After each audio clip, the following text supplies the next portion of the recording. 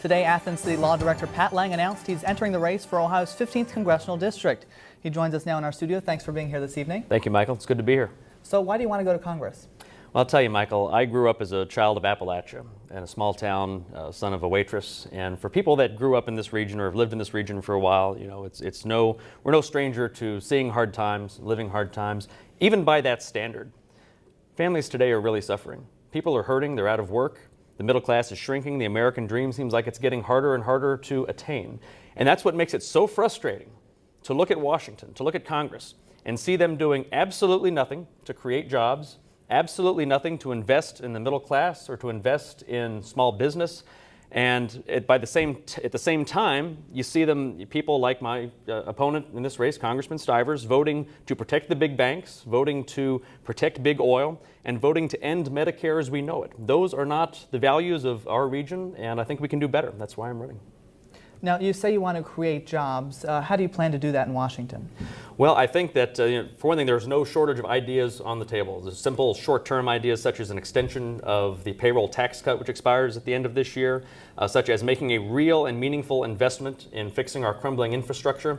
But, it's not really a problem of a lack of ideas. It's a lack of will. It's a lack of willingness of seemingly anybody in Washington to work together. Everyone is so entrenched and unwilling to listen to the other side.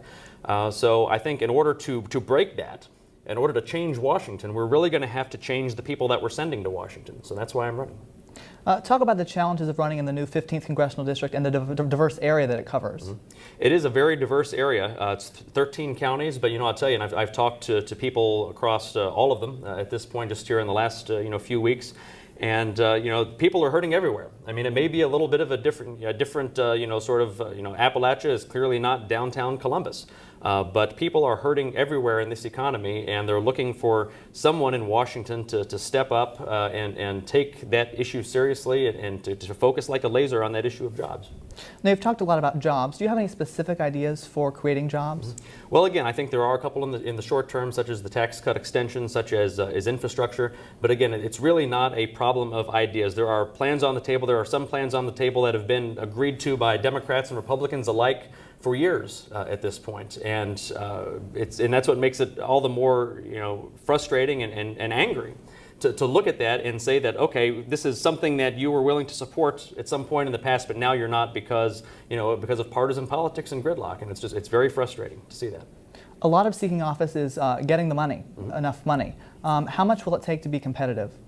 Well, I'll tell you, this is not going to be a race about money on my part, and to be perfectly honest about it, Congressman Stivers is a very his boatloads of money. That's not going to be an issue at all for him. In fact, there was a study that came out showing that over the past 2 years, Congressman Stivers has received more money from big banks and the banking industry than any other member of Congress, with the exception of the Speaker.